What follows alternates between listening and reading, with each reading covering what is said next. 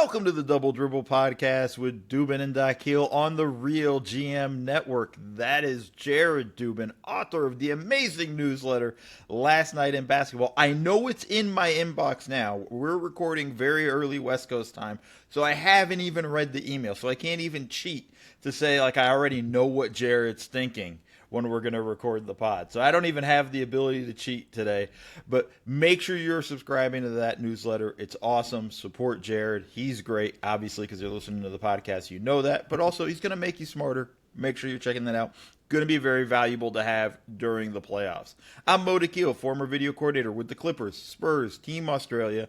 I do videos on Offside. Going to have a Charlotte-Miami video popping up here pretty soon. And, yeah, I'm a contributor on NBA TV. Check me out during the playoffs. I'm going to be on a couple of X Lives. And, yeah, there's going to be a lot of fun stuff going on. So make sure you just tapped in to both of us on all our socials. We're not hard to find. Jared, how are you doing, my man? I'm doing great, man. Riding high off of those games last night. That was so much fun. Let me just say this. If you had any sort of I don't like the play-in tournament or it's useless, there's always people that are negative about you. Last night's games weren't for you. Tonight's games might be, but last night's games weren't for you because those games were freaking fantastic. Yeah, and it feels like we don't usually get those kind of games in the play-in. We usually get at least one game that's like a 30-something point blowout. And it looked at times like we might get one of those in one direction or another, but then it was like both teams building like a decently sizable lead going back and forth. And then obviously we had two tremendous finishes at the end, so that was so much fun. Yeah, let's start with probably the funnest of the two, I think, which is the Charlotte-Miami game that goes to overtime.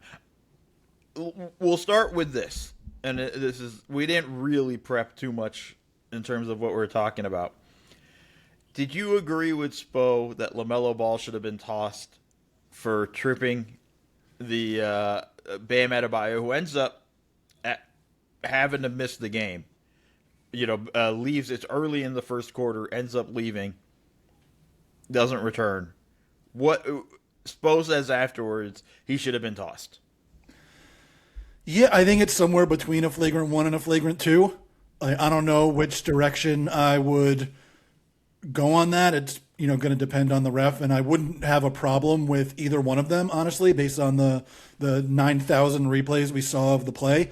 Like, it was clearly a dirty play, and the fact that you couldn't review it because they let the ball go down the floor is kind of ridiculous, if you ask me, but that's just the way the rules are set up. I wouldn't be surprised if he gets retroactively awarded a flagrant, but in that case, I'm going to guarantee that he gets retroactively awarded a flagrant 1 and not a flagrant 2 because they're not going to suspend him for the next game.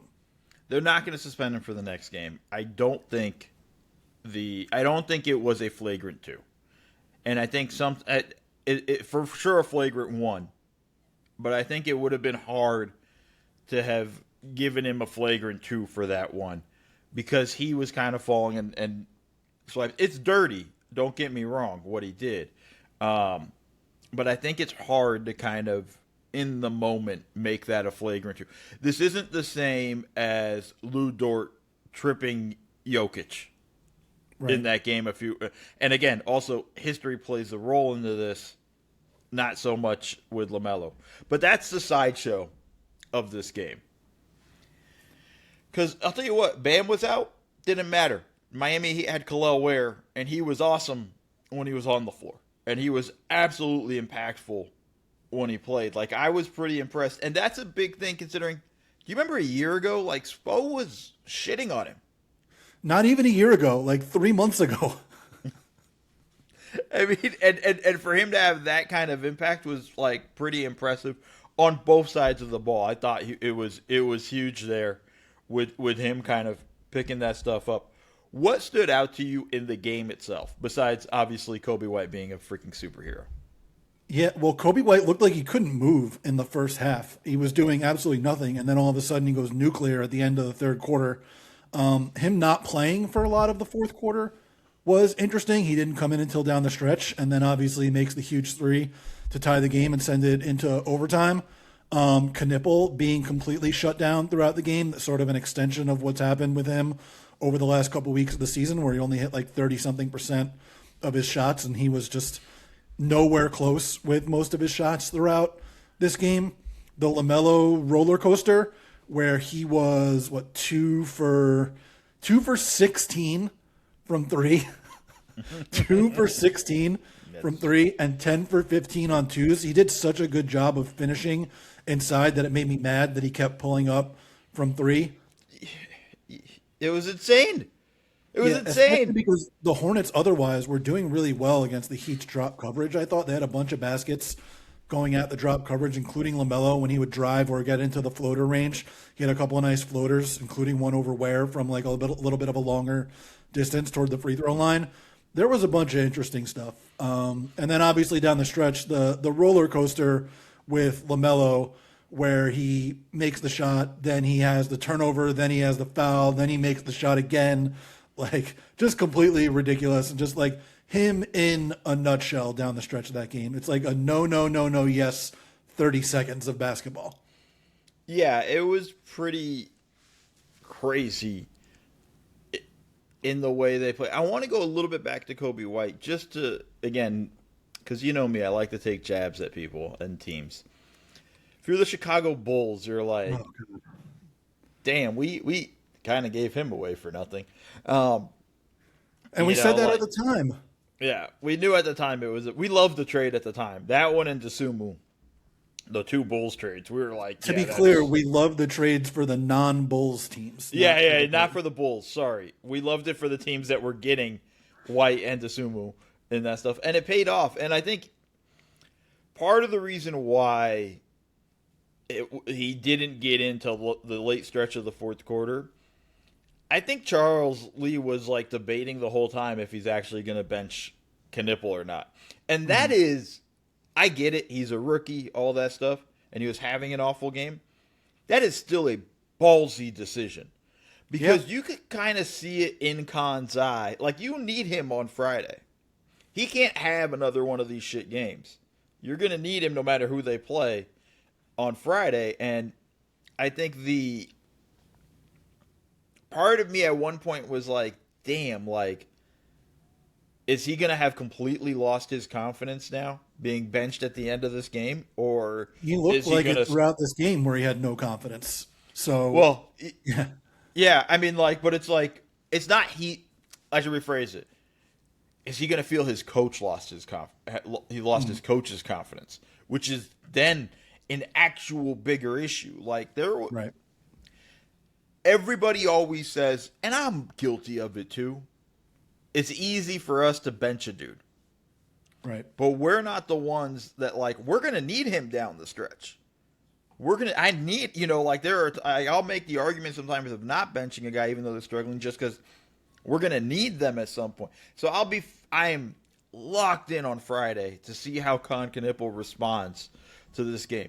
Also, doesn't help him for the Rookie of the Year awards, even though ballots should be in by now. I don't know if ballots, according to Mark Stein, the ballots have not been sent out yet.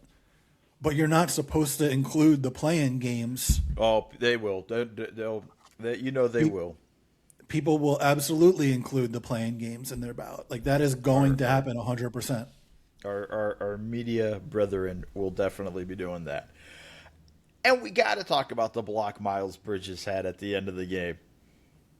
Because, like, look, I'm not the biggest fan of Miles Bridges, all the stuff there, but, like, off of the LaMelo layup, LaMelo falls, there's still about, like, 10 seconds left. Or maybe it's under 10, but it's I think enough it was like time. 8. Yeah.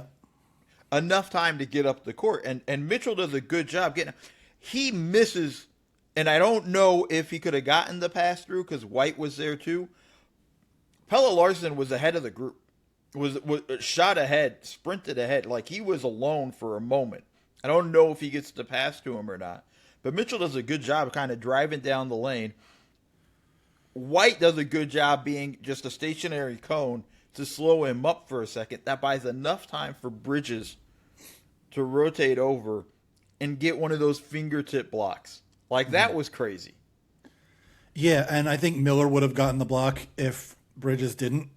And it was 5 seconds left, by the way. It was 9 seconds left before LaMelo got the ball on the inbounds, and then 5 seconds left when the Heat inbounded the ball.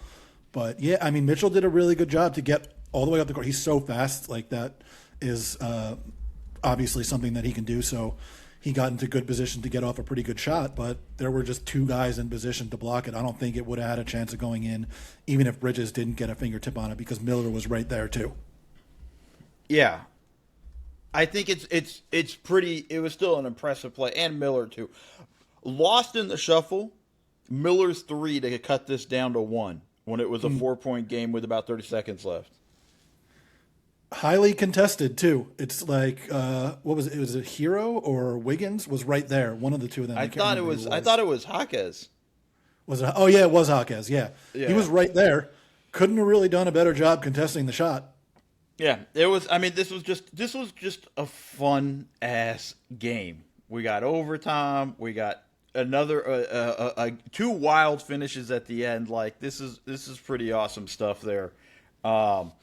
Impressive for the Hornets, by the way, to win a close game. Like they have been throughout this second half of the season. When they win games, they've been destroying teams, and they've not been particularly good in close games. I think they said on the broadcast that they were like 5-11 in games decided by 5 points or less, if I'm remembering that number correctly, or 5 points or fewer. Sorry, I should know that. But to win a game by one in overtime was really impressive, and the Hive was incredible. By the way, absolutely great crowd. Yes, absolutely great crowd. The way that, by the way, this is why I like some of the when we talk. I'm going to veer off course for a quick second, and then we got to go to the next game. When we talk about moving Memphis, no, because when you get these small teams, like small market teams, doing this is the type of crowd you get. They were hyped. It was awesome. I loved every bit of it. Fun game. And again, the Miami Heat didn't do what I thought they were going to do. I was ready to clip it, Jared, what I had said on Monday's show, going everybody wants Charlotte in the playoffs, so of course Miami's going to screw it up. I was already in my head all right, I got to go find that, post that immediately after the game. It was pretty impressive. Excited for Charlotte. I think this is going to be an interesting one. Whoever they play on Friday, it's going to be fun, man. I'm curious what you think. If Bam doesn't get hurt, does Miami win?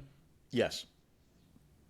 And he was doing, by the way, exactly what you said he was going to do, bullying Diabate inside. He had a couple of post-ups toward the end of the first quarter where he just dropped the ball in right over his head. I think that the Hornets probably would have switched that matchup to have either Bridges or Grant Williams guard him, like Stan Van Gundy was saying. But there's obviously a chance that they wouldn't have, and he would have continued dominating inside. I'm curious how that would have worked, because the Heat's offense is more about driving than getting guys in position for post-ups. Do you really want to run your offense that way? Right. But really impressive stuff from Bam in the short time that he was in there. He only played, 12, 11 minutes? Yeah. I mean, it was – and it looked like it was going to be one of those – my thing with that were, they would have switched and put those guys on him, and I think they would have, but I think he would have already had the juice at that point. Mm-hmm. And once you kind of have that juice, it's a tough to kind of stop. And I don't know if Williams picks up dumb fouls, right? He'd pick up a couple. Bridges, it'd be tough. It's a tough matchup both ways. But I think they end up winning if Bam doesn't get hurt.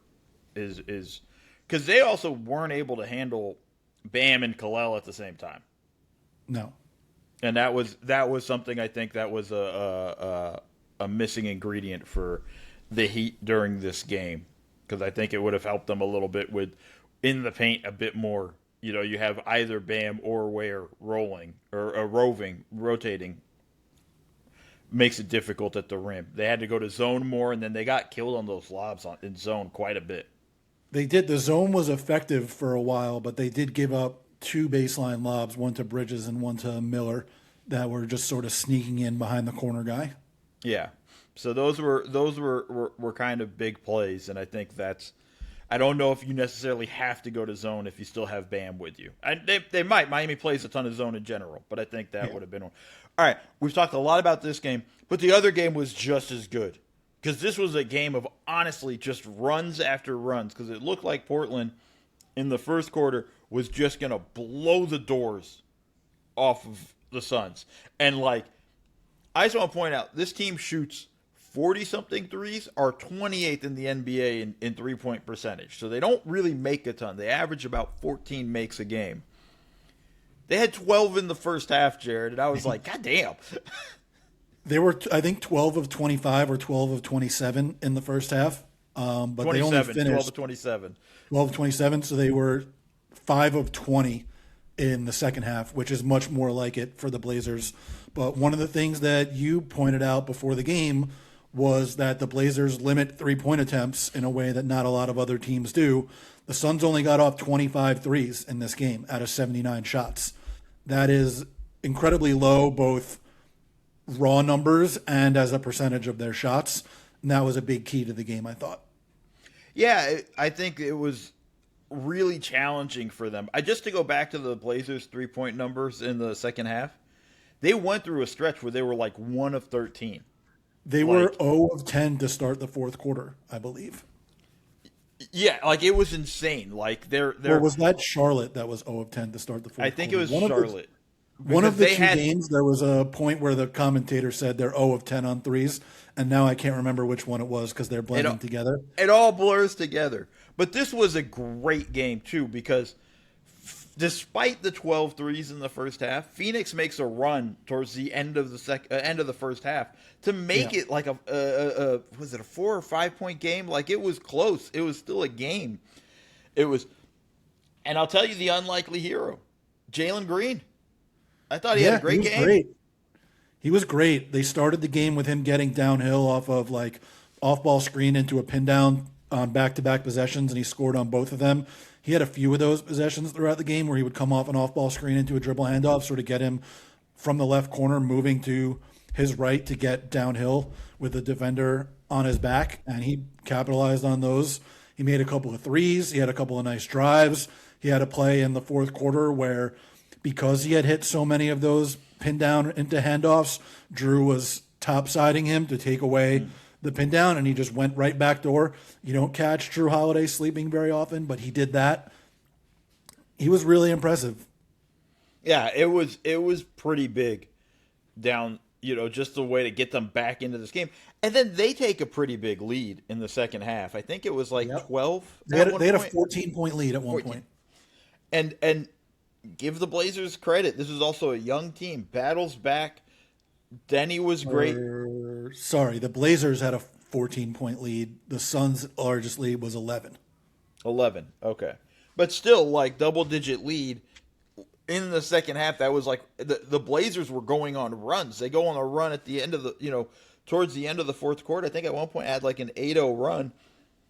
Jeremy Grant was freaking killing it. No dip threes. Jeremy Grant. No dip threes from him in the corner. Big block.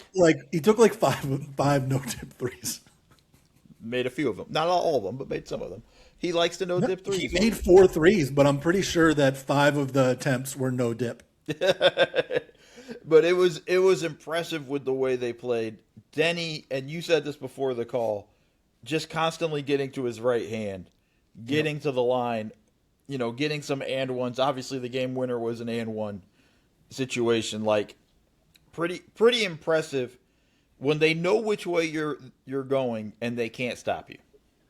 Yeah, when you look at the tracking data, he had 19 drives to his right during the game, 1.41 points per drive on those. Just impossible to stop. And they were trying to force him left, and he just kept hitting them with like in and out dribbles or quick drive to the left, crossover back to the right, and just kept getting to his right hand every single time.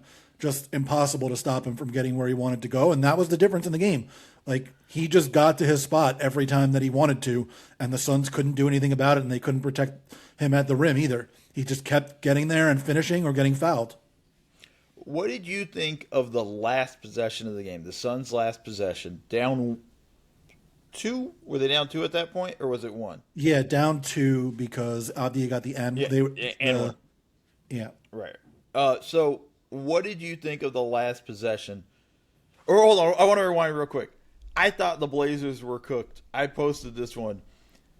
Tumani Kamara throws a cross-court pass. Oh my God! Did you Royce see O'Neal Splitter? steals it. You see Splitter's reaction I to posted that? it. I posted you it did? saying, just look at Splitter's reaction. Because I thought it was over. Because Royce O'Neal picks it off, transition 3, and by the way, another guy we got to talk about, Royce O'Neal was awesome. He was great for the Suns. Mm-hmm. It was really just that pass. The thing that was dumb about that pass was he had Drew Holiday right next to him. He had two guys right next to him. He had Drew Holiday and Robert Williams right next to him, and he tried to throw it across the court. It was insane. And you don't I love coaches' reactions, and that was right up there with Splitter. But go back to the last possession, because I was a bit disappointed in Booker. Yeah. Throws a grenade to Jalen Green, who had pretty good look, just didn't drill it. But that's a tough one. Kamara's defense, he had him completely locked up.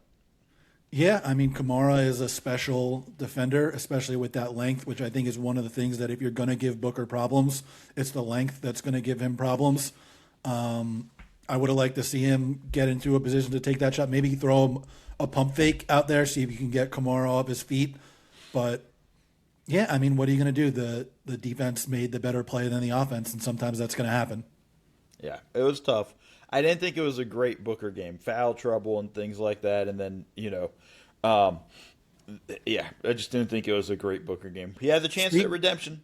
Speaking of foul trouble, you were right. Dylan Brooks fouled out of the game. Well, wait, that's not fair. It's not a tough prediction. I went out on a limb there. It's true, and he did foul out with 9 seconds left or whatever it was, or 16 seconds left. It's more of a matter of when does he foul out, and he picked up a stupid technical. So it's there's all that stuff. They have a shot at redemption on Friday, playing the winner of Clippers Warriors. That's tonight. We'll see how that goes. I'm going to just ask you this quick question, and then we'll take a break. What are the chances the Blazers give the Spurs a series in general? That is one of the questions I had for you in our playoff preview, so let's table that. Damn it. Okay, fine. All right, we're going to be right back after this break. And we're back, folks, and we're going to talk awards. We're going to actually try to fly through this so that we can do a playoff preview of the series that we know we're going to get. So we want to kind of fly through this pretty quickly. We're going to limit the debate time, Jared, if there's much of a debate. Who's your MVP ballot? My MVP ballot, number 1, Shai Gilgeous-Alexander. Number 2, Victor Wembanyama. Number 3, Nikola Jokic. Number 4, we've talked about this, Luka Doncic if he's eligible. Number 5, Jaylen Brown. And then 6 would be Donovan Mitchell, would move up to number 5 if he's eligible. Okay, so I have just about everything you have. I had a late switch. I went Jokic 2, Wemby 3. And I think Jokic totally reasonable. I think I had Wemby 2 for the longest time. Even I think before people moved him into 2, I had him there. But I got, you could say I got swayed by that game against San Antonio. And for me, that was enough for me to put Jokic has got to be number 2. Wemby will get his shine. We've debated this before. We've had conversations. We don't need to go with anything. Shai, well-deserved MVP. I think back-to-back, I think he's been phenomenal. What he does at the end of games is not talked about enough, and I think we're going to see a lot of that come playoff time. So I think that's an important thing for people to sort of note and pay attention to. And you look like you have something to say. Yeah, one stat that I think is just absolutely incredible for Shai. There is one player in the history of the National Basketball Association who carried a usage rate of 33 or higher and a true shooting percentage of 66 or higher, and it is Shai Gilgeous-Alexander this season. That is how incredible he was throughout this year. There you go. And congrats to Jaylen Brown, another, first MVP, top 5 finish. I'm not sure if he'll sniff this again, but this was a good, well deserved for what he's done this season. Let's move on. Next award, Defensive Player of the Year. Spoiler alert, Victor Wembanyama, Defensive Player of the Year. Number 2, Chet Holmgren. We talked about that the other day. And I had number 3, Scotty Barnes. I'm right there. I think that's the right order for what you have. I think that's kind of the correct way to sort of look at it. Chet would have ran away with this if it wasn't for Victor Wembanyama, but Victor, there's no notes, just Victor. We don't even need to have much more of a discussion unless you want to talk about the other guys.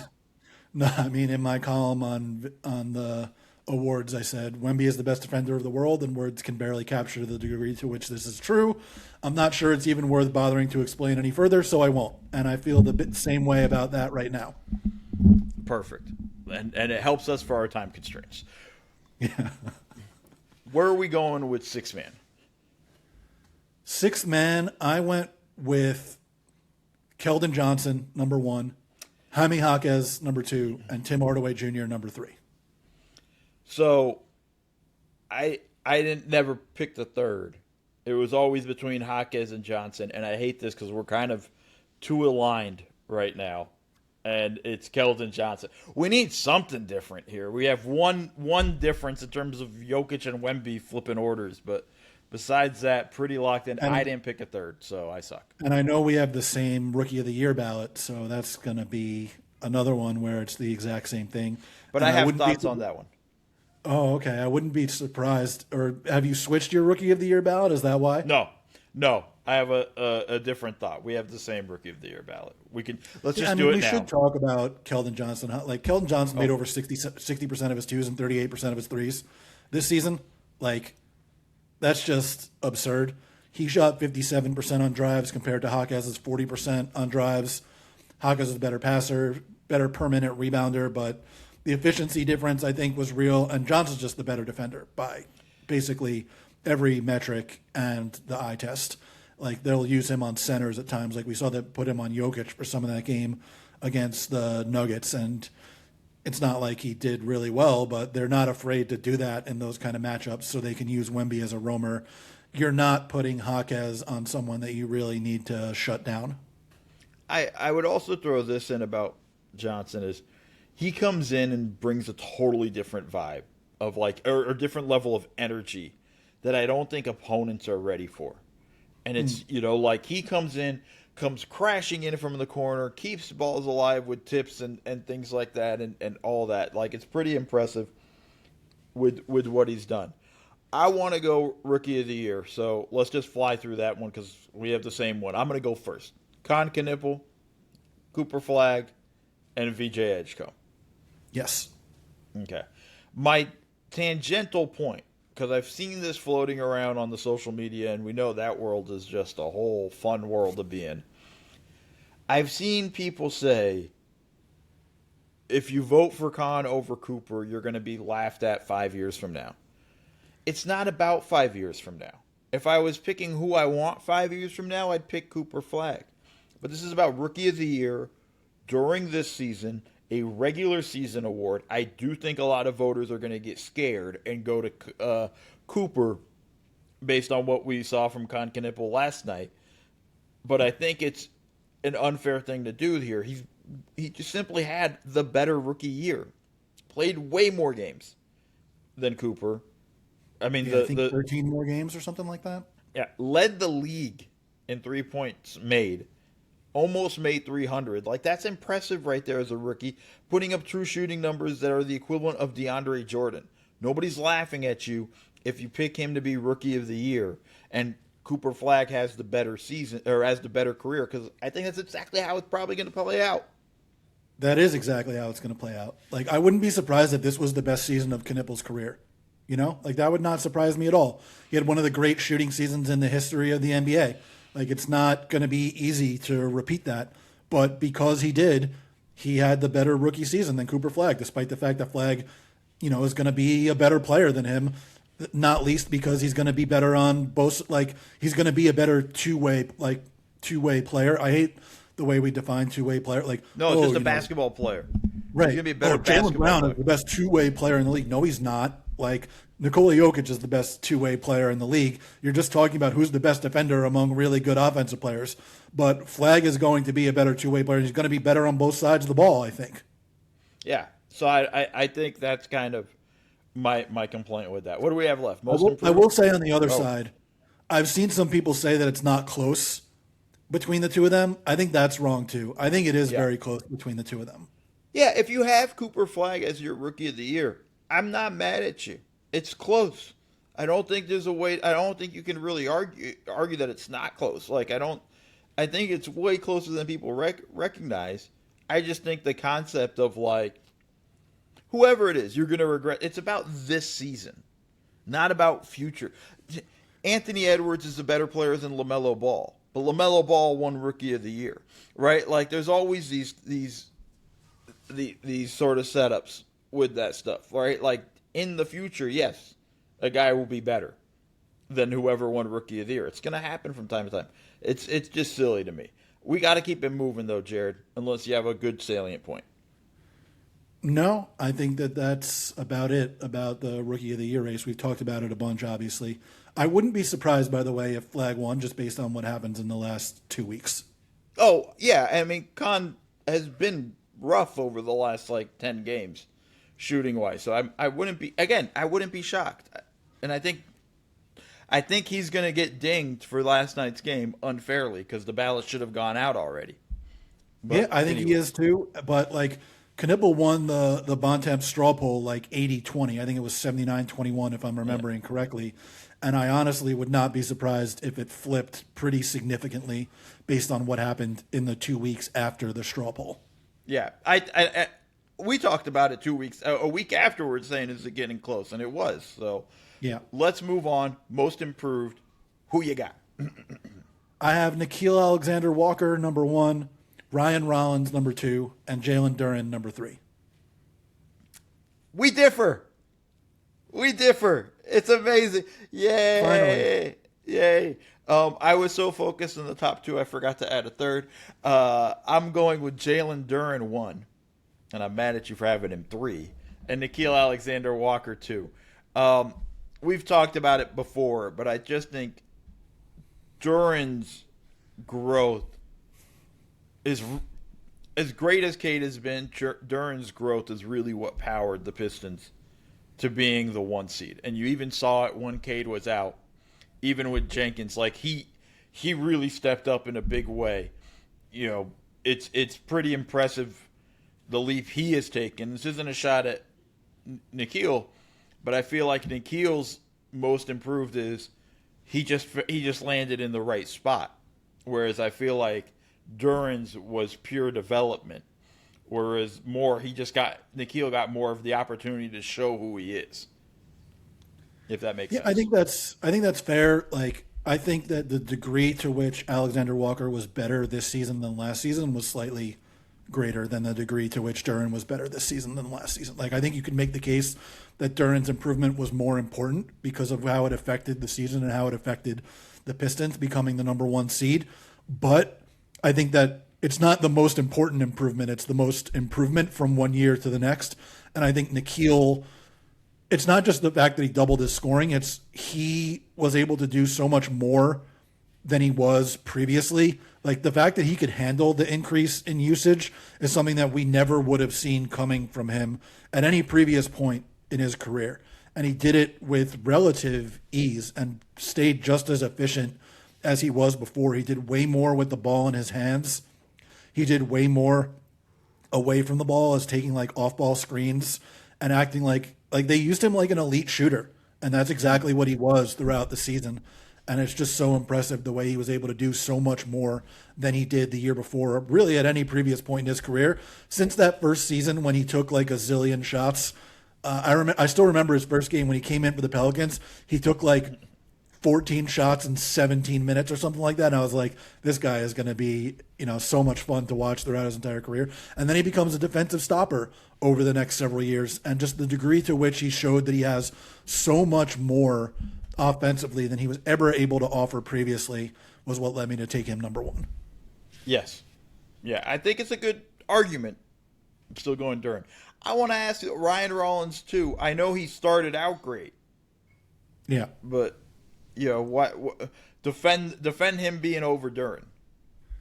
He was not an NBA player, and he became a quality starting point guard. Like, I think that degree of improvement is so large that it merited the spot. He could have been 2, he could have been 3. I think you could have had Denny Abdi in there. I think you could have had Jalen Johnson in there. I think you could have had Colin Gillespie in there. I think you could have had Neemias Queta in there. Like, there are so many different guys that you could have had on the ballot. Like, I hate this award, trying to figure out who was the most better this year than the year before. So it is a double award. I think it's totally reasonable to have had really any of those guys and several more that I'm probably forgetting that you could have had in there. I mean, Wemby. You could have had Wemby in there too. It's true. All right. You could have had Jaylen Brown in there. It's true. He was a lot better than he was the year before. Like, nobody's going to put a guy like Jaylen Brown on the ballot because he was already a really good player. But he was so much better this year than he was the year before. It just reminds me how offended Ja was when he won Most Improved. That whole thing. Let's go to the last one, Coach of the Year. Yeah. Who you got? I had Joe Mazzulla number 1, Mitch Johnson number 2, and JB Bickerstaff number 3. I would flip Bickerstaff and Johnson, but that's pretty much it. Joe's done a phenomenal job. Just look at the development of guys like Queta, Shireman, Hauser. All of these guys have developed in a way and are playing massive roles. What he's done with Gonzalez and how he uses him and how he's kind of powered this team. That, bro, I'm pretty sure I had them outside the play-in when we were doing the preview. Most people did. And for them to be number 2, like, that's pretty damn impressive. And a hell of a coaching job. I know Joe hates the award. Also part of the reason why I want him to win it. But I think that's the choice there. I see Mitch Johnson as a 2. I could see that being number 2 on a lot of people's ballots. Another team that nobody had this expectation of them finishing second in a tough Western Conference to win 60-something games, and we're like, it's a successful season if they finish in the top 6. For them to have taken this kind of leap, pretty impressive. But for me, Bickerstaff getting the Pistons to the 1 seed, surviving the Cade, injury, like looking good, like. And I think they've kind of stumbled into like, hey man, Jenkins can be our second creator. Like, this can really help us. I think they found some stuff there that's going to really help them come playoff time. So I'm going to go with Bickerstaff too. Yeah, again, totally reasonable for all of the exact reasons you said. I think you could have had Charles Lee in there. I think you could have had Jordan Ott in there. I think you could have had, you could have had JJ Redick in there considering how the Lakers overperformed relative to expectations.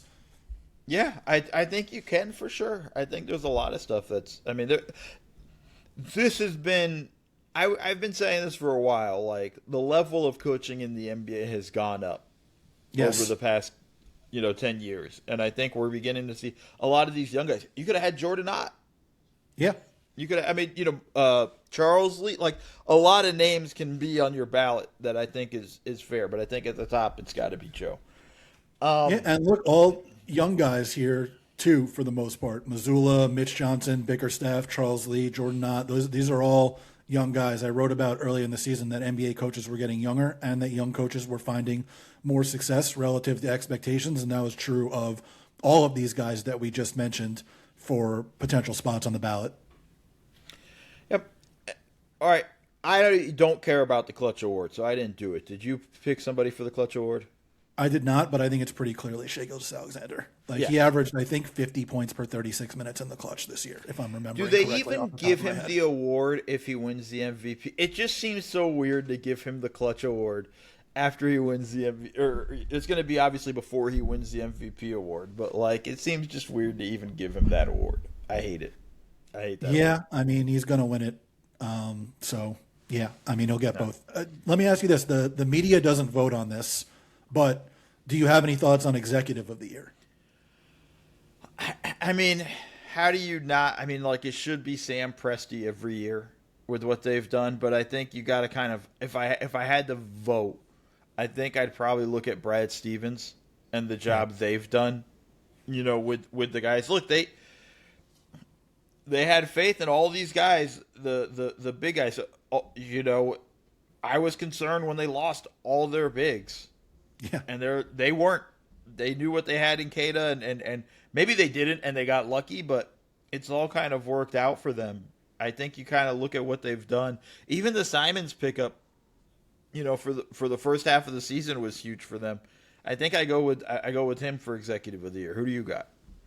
Yeah, I think I would go with Brad Stevens too. We're too aligned. I don't like this.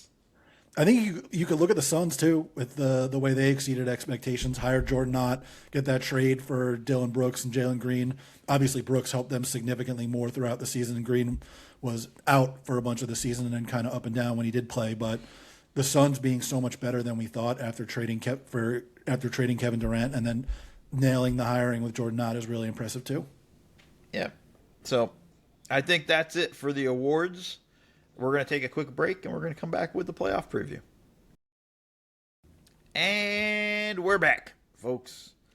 And it's playoff times. The playoffs do start on Saturday. We're in play-in now. So we get the playoffs beginning on Saturday. And Jared has questions for me because I'm a bad student and didn't do my homework assignment. Fire away. Pick the series, however you want to do it, and let's go with the questions. Yeah, so I went East-West, and then I went in order of the seeds. Of course, East Coast bias. I'm on the East Coast.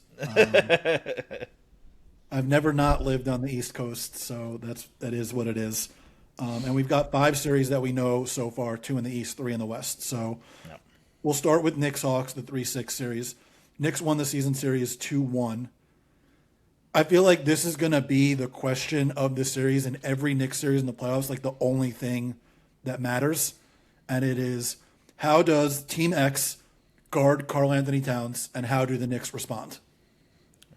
So in the last game of the two teams where CJ just almost forced overtime, but by a fingertip too much, they used their Okongwu a lot in the guarding Cat. And I think, they used their big in that way a lot, and it hurt them. I don't think we're going to see that this time around. I don't think that's going to happen. Game 1, I think Quinn saw that, and I think he's immediately going to put Okongwu on Hart, and it's going to be a Jalen Johnson or whatever wing they want to use on Cat. And I think then it becomes a question for the Knicks, because this has been the most troubling thing for them, is when teams do that, it has really hurt them. It allows them to switch onto Brunson. It allows, Cat doesn't punish the pick and roll, doesn't punish the switch enough.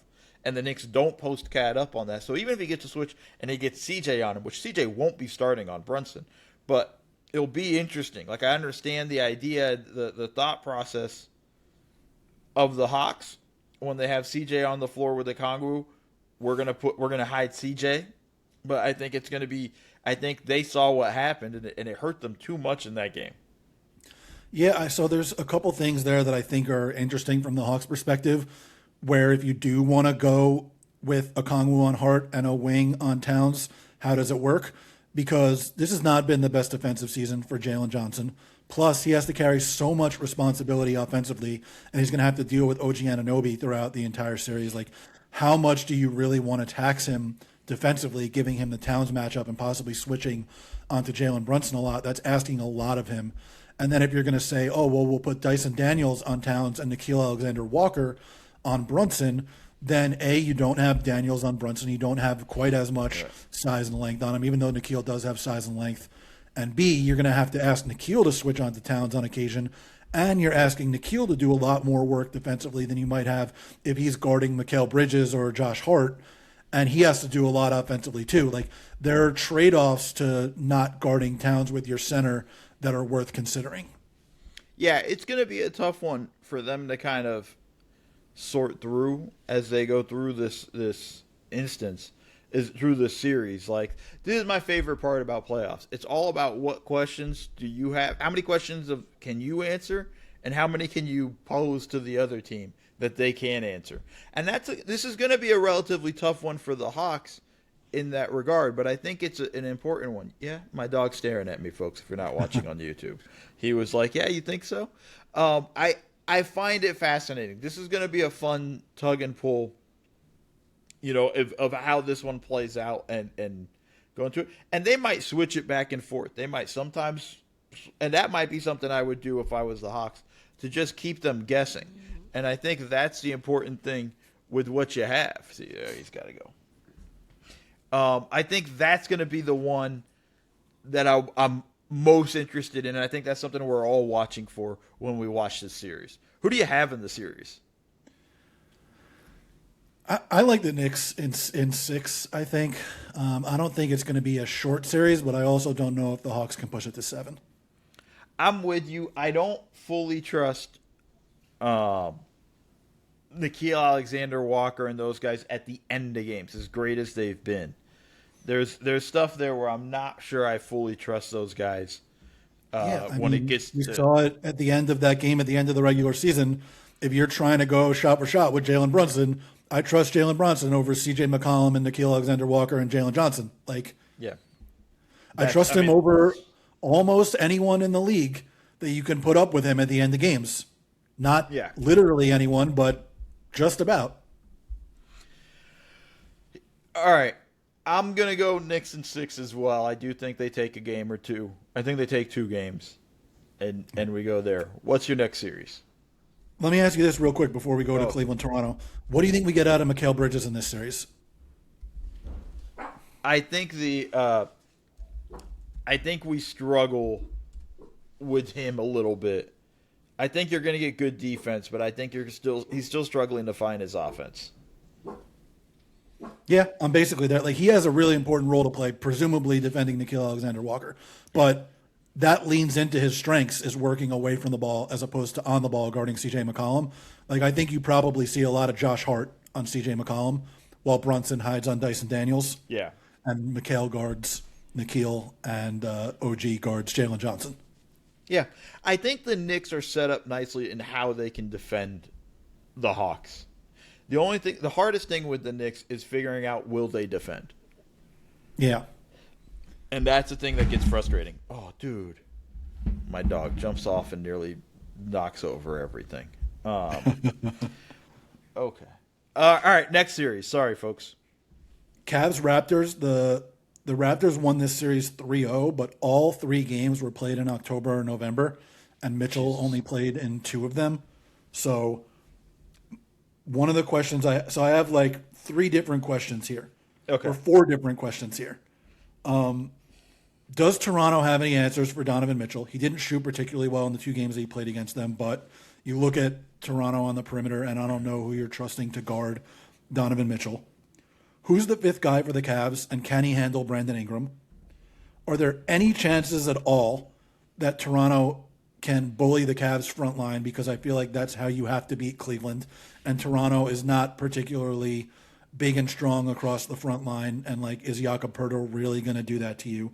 And then what happens if we actually do get late into a series and we got to trust the Cavs and James Harden late in the series against a team with no playoff experience, essentially? Harden has 3 times as many playoff games as the entire Raptors rotation combined, is a stat I saw the other day. That's pretty amazing. That's a pretty amazing stat. I will give Harden a pass in this series. If it goes late, I think I still trust them to do it. Your first question, and how do they stop Mitch? I think they have enough guys in length with the way they're set up. I think they have enough with Barnes. I know it's tough because you got Harden as well and whatnot, but I think Ingram can handle Harden to a degree. And I think you put Barnes on Mitchell and just let him go to work and see if you can take him out from there. So the issue with that is then you have Barrett on Mobley? I think you can kind of get away with that. I don't think Mobley's going to bully Barrett. He just doesn't. He's not a bully type guy. It's something I would look at if I was the Raptors. Am I crazy? Yeah, that's also why I'm probably not a coach anymore. But I think that's the stuff I think you have to kind of consider if you're Toronto. I think that Barnes is the best matchup for Mitchell also. I'm just concerned with what it does with your other matchups. And then I'm also concerned, like, Quickly hurt his hamstring the other day. If he's not healthy, I think Toronto has big problems offensively because you have nobody who can shoot off the dribble. Well, that was going to be my question to you, was even with Quickly, do you have enough offensive firepower? Like, I don't trust this team offensively anyways. And they got to do, it's got to be, for them to win games, it's got to be like 90s, maybe low hundreds. And I feel like they need to play a bunch of Jamal Shed so they have someone for Mitchell or Harden, but that hurts your offense. It's a really big push and pull. And then what about Jakob Poeltl in this series? Like, he has not looked good down the stretch. He's been hurt basically all year with the back stuff that he's been dealing with. I feel like it has to be a big series for one or the other of Colin Murray-Boyles or Sandro Mamukelashvili. And I nailed that pronunciation. You did. You did. Mamu. I just say Mamu. I think first off, if you're Toronto, you're looking at Jakob Poeltl going like, man, I'm so glad we gave you that extension. Like 2 years or like that's a. We said that at the time too. So bad. But I think I'm okay with that with the front court lineup. I think what you asked though, can they bully the Cavs? They just don't strike me as guys that could bully them. No. I think Colin Murray-Boyles in the future will be more of a bully, but I don't think he's there now. I don't think we have that in that regard. I'd be surprised if they got bullied with the way they play. I don't think it's going to be a great Jakob series because just think about defending pick and rolls with Harden or Mitchell coming at you and he's already limited with his movement. It's going to be a tough series for him, and that's a big blow for them. Again, shortening your center rotation. Mamu's can spread the floor, but I'm not really confident in his defense. I like Colin Murray-Boyles, but again, I don't know if his first playoff run. What are we really doing in this regard? I think that's where it gets challenging. For me, I think this is one of those series where I think Toronto's drawing dead, and Cleveland is very lucky they didn't get Atlanta because I might have picked Atlanta. I'm in the exact same boat. This feels like Cavs in 4 or 5. Yeah. I'll give the Raptors a game just because, Harden's got to warm up for his future playoff failures. That was mean. Yeah, a little bit, but it's also historically true. Yeah. What do you got next? Spurs-Blazers, the 2-7 matchup in the West. 2-1 San Antonio during the regular season. Big question, can Portland make San Antonio sweat a little bit in this series? I think they can. I think they can give them a little bit of trouble. I don't know if that means it's a 6-game series, but I think it's going to be close. I think the games are going to be closer than we think. I think it's, the challenges the Spurs are going to have. Obviously, they're going to keeping Denny from going to his right. Just look at the stat you gave earlier in the show from the game that they played today against Phoenix or last night against Phoenix. You're it's going to be fun, but they have a lot of guys to throw at Denny. I'll be interested to see the physicality of Donovan Clingan and Robert Williams versus Wemby and see how that kind of plays out. It's going to be interesting. This will be a fun one to kind of keep an eye on, but at the end of the day, you can't trust Portland's shooting, man. No. And you brought up 3 of the 4 other things that I had written down. How does Wemby deal with the size and physicality of Clingan, especially, and Robert Williams? Have you seen Clingan in person? In the past. I haven't this year, but I've heard he is so enormous, so much more enormous than you think. He's 7'1". He's also 285, 290 pounds. He is so huge, and you can feel it on every inch of the court. obviously Wemby is 4 or 5 inches taller and even longer somehow than Klingon, but what's the word that I'm looking for? The girth of Klingon is really something to behold. And then obviously Robert Williams brings a level of physical. Like, I think Wemby's going to be just fine, but just watching how he navigates it is going to be really interesting. Who guards Avdia, and can you stop him from getting downhill? Like, are you putting Castle on him? Are you putting Vassell on him? Are you putting Champagny on him? Are you putting Keldon Johnson? Like, I think all of those guys will see reps on him is the answer, and whoever can stop him from getting to his right is going to be the guy that spends the most time on him. So the fact that they have a bunch of guys they can throw at it is really important. And then another thing is the Drew, Scoot, Kamara trio against the Fox, Castle, Harper trio, I think is going to be really fun too. I think defensively, like, Kamara is going to come in and wreck a lot of stuff. Defensively only, to be clear. Yeah. I think that will be a pretty fun challenge with all that. I'm going to just go with the Spurs in the way that they handle their, like, those three guys are that trio over this, because this is also a young trio that they're of the 6 guys, only one has playoff experience. Or, I'm sorry, Drew true. Also. Yeah, I mean, like, true playoff experience. You have Fox, who dabbled, but not really, more, not enough at that point. Like, Fox I think had one series, right, in Sacramento? One series. He was great till he broke his finger. Yeah, and that maybe decided the series. That did, actually. To a large degree, I think the Warriors would have had a hard time winning that Game 7. But to answer the one thing I'd say about when you get really physical with Wemby, it almost activates him. Yeah, he gets pissed. He gets pissed, and it's not like, oh, he's pissed, now he's screwed. It's like, he's pissed. No, he's pissed, now you're screwed. Yeah, you're screwed. And I think that's where it's like, you want to be physical with him, but you don't want to piss him off. Like, it's a hard sort of thing to fill. And then we got to see, like, how they handle, like, foul trouble. With their big man rotation. Are they gonna guard Wemby with a wing? We've seen teams do this and let Klingon roam, but then it's like, cool, I don't trust Klingon guarding some of the other guys. Was Klingon going to guard Stephon Castle? I don't fucking think so. No, right? Like, so it's like, all right, there's a lot of stuff you're giving up. It's going to be fascinating, but I think I lean 5-game series. I think they can take a game, but I don't think, and I think they'll be all close games. But I just think down the stretch. What's the over-under on how many complaints per game from Denny? Oh, my God. Because he's getting there, folks. We don't talk about it, but he's getting there.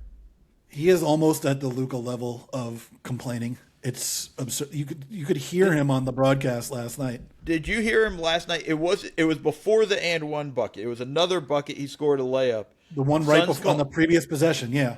Suns called timeout to sort out their position, and he is screaming at where Drew is like turning him around and pushing him, and he keeps. Drew's like, no, keep like it's like, dude, you're gonna get a tech at the final minute. Like, what's wrong with you? I thought his eyes were gonna bug out of his head. Yeah. What's your prediction for the series? Yeah, I'm gonna go Spurs in 4.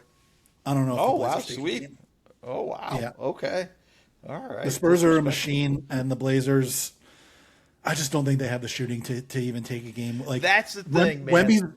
Wemby's minutes are going to push up into the high 30s. We've seen that they're able and willing to do that, and he gets even better when he plays in the high minutes in those games. Like, I don't know that the Blazers have the horses to be able to get a game off of them.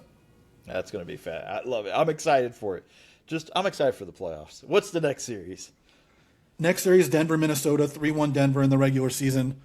I don't necessarily have a big overarching question about this series because we've seen this matchup and this series so many times in the last few years. Is there any way that you feel differently about this series and this matchup than you have over the previous few years? Like, is there anything that makes you pause on any of the kind of matchups that you've seen before? Nothing strategically. The only thing I'm concerned about is Anthony Edwards' leg and health, right? That and Aaron Gordon's hamstring. Well, like that's now like Aaron Gordon hamstring worry is now evergreen. That's just we're always gonna have to think about that. But like the only thing I'd say that makes this series different, the Nuggets are deeper, and they have more guys that could do stuff with the ball. Like when you saw, I don't is Peyton Watson's healthy now, right? Or is he still out?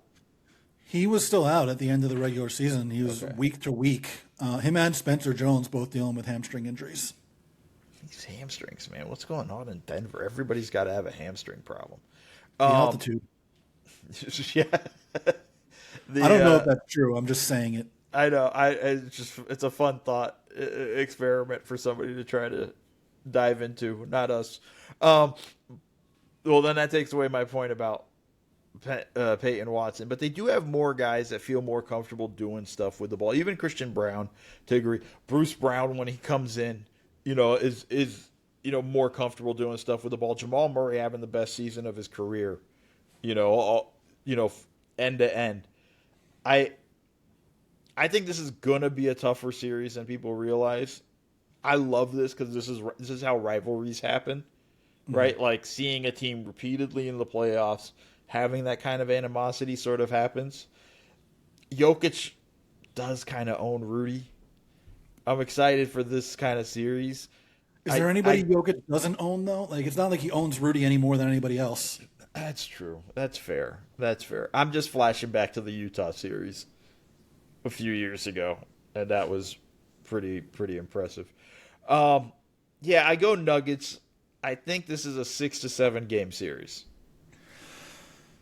I feel like it might be on the shorter end just because Edwards dealing with the knee, Jaden McDaniels dealing with some stuff toward the end of the season. Like, how healthy is he going to be dealing with Jamal Murray, who, like you said, having the best season of his career? Like, how much can you really depend on Julius Randle to carry the offense if Edwards isn't fully healthy? He only played in like 3 of the last 12 or something like that games toward the end of the regular season, I think, is the stat that I saw the other day, if I'm remembering correctly. He missed a bunch of games in there. Right? I'm not making that up. No, I don't think so. But, like, I think for me, part of it, too, is, like, every time I'm ready to count Minnesota out, they step up. And it's like, then when I'm ready to count them in, they suck. So maybe I'm trying to just will a 6-7 game series for us in this one. But I think it's challenging in terms of the injury stuff is what concerns me the most, and in particular. Yeah, he only played in 3 of the last 14 games, didn't play more than 27 minutes in any of them, and didn't really look particularly good in any of them either. Like, that is obviously a significant issue. If Ant's not healthy, this is a 5-game series, maybe even a sweep. If he's they just don't have the firepower. If he's healthy, if he's at like 80 to 85%, I think they can get at least 2 games. 80 to 85% still might be tough to get 2 games. I think it's just enough. I think it'll be just enough. Let me ask you this too. I feel like Minnesota needs Ayo Dosunmu to be the best bench player in this series. Like, it can't be Tim Hardaway Jr. Yes, hands down. Yes, and that would be another one where we could talk about the Bulls' terrible front office again. But yes, he started out with them a little bit kind of slow figuring it out, but I feel like he's found his rhythm and his flow with this team and his role, I think, kind of understanding his role. So for me, you're 1,000% correct. He's got to be the better bench player than Tim Hardaway Jr. Yeah. All right, last series of the ones that we obviously know so far because there are 3 that still haven't been decided yet. Lakers-Rockets, 2-1 Lakers in the regular season. Basically, the only thing that matters here is can the Lakers survive without Luka Doncic and Austin Reeves? Yeah, I mean, this is kind of like the both teams happy to play the other team situation. Mm-hmm. I don't think they can survive. They just don't have enough, man. Like, it's just as LeBron's going to get gassed. I know there's more breaks in between games, but you see it in games. Like, he can go hard for 2-3 quarters, but he's 41 years old. Like, he's tired. He can't really carry you for the entire game, let alone the entire series. And the Rockets have enough guys to wear his ass down. Like, in terms of just the number of dudes over and over again. Alperen Şengün being super physical with DeAndre Ayton, like Ayton's not gonna like that. Like that's barring a miracle where Luka's calf and hamstring are healed on the coasts of the beaches in Spain. Like I don't see a way for them to win this series or even really put up a fight. They might get a game because Houston dicks around for a game. But yeah, I mean, it's going to be so tough for the Lakers offensively without Luka and Reeves. Like, think about all the different guys that the Rockets can sick on the Lakers' lead ball handlers, who are now 41-year-old LeBron, Luke Kennard, and LeBron James Jr. Think about them bringing the ball up against Amen Thompson. Think about Bronny bringing the ball up against Amen. Like, really? Like, and I'm not or even like Aaron Holiday when he comes off the bench. Like, and I'm not even trying to take a shot at Bronny in this sense. It's just like that's hard for regular NBA starters. Like this is going to be a tough series with just the level of talent that they just don't have it. Like this would be totally different if they had Luka and Reeves. Like I would be like the Lakers are winning this series, but you lose two of your three top scorers, two of your three top ball handlers, two of your three top playmakers. Yeah, you can't really, and it's not like you're going to ratchet up your defense. Like, yeah, you really can't. Like, what are you ratcheting up your defense with Luke Kennard and 41-year-old LeBron who has to carry the entire offense? Like, yeah, it's not gonna make a big difference, right? Like, Marcus Smart, Rui Hachimura versus Kevin Durant. I'm gonna take KD. Like, it's just like you're Şengün versus Ayton. Taking Şengün. Like, it's just hard. Bad luck for the Lakers with the injuries. I just don't see a way for them to really put up much of a fight. Yeah, I mean, a couple things to look at from the Rockets' perspective, too. Like, can Houston get its half-court offense going? We know that that's been a significant issue, especially in last year's playoffs. That's why they went and got Kevin Durant. For the most part, he's done exactly what they wanted him to do, but they've still had issues in that department. If it gets into a close game, are the Rockets going to shoot themselves in the foot with turnovers down the stretch of close games and just not executing? We know the Lakers were really good in clutch games this year, but a lot of that was because of Luka, who they're not going to have. So that's something interesting to watch. And, like, is Ime going to trust Reed Shepherd in the playoffs? Is he going to start? Is he going to come off the bench behind Tari Eason? Is he going to trust him to play down the stretch of games? Like, I'm very interested to watch that dance back and forth because Shepherd is going to be really important for them in the next round if they make it through. And he's got to be willing to keep him out there. He has to. This is going to be critical for them, and this is a good series to get his feet wet and all that stuff. I got a question for you. Is Ime Udoka going to fight LeBron during this series? You can't rule it out, I guess. Yeah, that's kind of the other thing to watch for. Anything else left? Yeah, I mean, can the Lakers keep the Rockets off the glass? Like, this has to be a huge DeAndre Ayton series, and I just don't think that is in the like. If you're depending on DeAndre Ayton having a big series, I think that it's a significant problem. Obviously, you've already lost at that point. It's you're screwed at that. Like, thinking of depending on DeAndre Ayton is.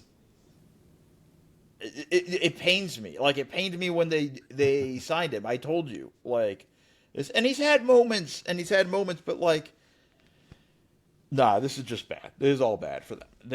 There's no way they can keep this team off the glass. The Rockets will win the possession battle more, like, I almost want to say 3-1. I'm serious. Be pretty significant. Like, I just don't seem. Yeah, I just don't see it. No, neither do I. I think it's a pretty quick series ultimately, unless Luka somehow miraculously comes back. I think it's like a 5-game series. Yeah, I don't even. I might even just go sweep. We'll see how I feel on Saturday morning. Let me ask you this: is there any way that you think, because there's 3 series we haven't talked about yet, which is Oklahoma City against either Phoenix, the Clippers or Golden State. Warriors. and then Detroit against either Orlando, Philly, or Orlando or Philly, right? Or Charlotte. Or Charlotte, and then Boston against Orlando, Philly, or Charlotte. Is there any of those teams in any not of those Charlotte, matchups not Charlotte. that you- Charlotte can't play Boston. Oh, So- right. Charlotte can't play Boston. So it's Orlando or Boston against Orlando or Philly. Yeah. So to answer so OKC, I think only Phoenix, maybe the Clippers can take a game from OKC if everything breaks right. And that's what I was going to ask. I was not going to ask if they can give a series. I was going to ask if any of these teams can take more than a game. I think the Boston, no. Philly or Orlando, neither. You know how I feel about Orlando. I'm not. We're going a whole pod, and I've had opportunities, and I'm not going to do it. But I just don't think they can take a game. Charlotte versus Detroit, I think could give them a real run. I think that could be an interesting series. I think that could get really fascinating. And again, I just want to see it happen because of possible fights. Playoffs, we need aggression, we need hatred. This is the only place in the world where I'm okay with hate. For me, it's this and Miami, Florida State. Oh, I mean, I don't count what I hate in college football. There's a lot of that. I got a lot of that. As you've known, as we've talked about many times, I think we've veered off course now. We've somehow landed back into college football very quickly. Just a little USC, bit by off the way, course. killing it on the recruiting trail again. Oh, yeah. That's going to do it for today's episode. Thank you so much for listening to the Double Dribble Podcast. See y'all.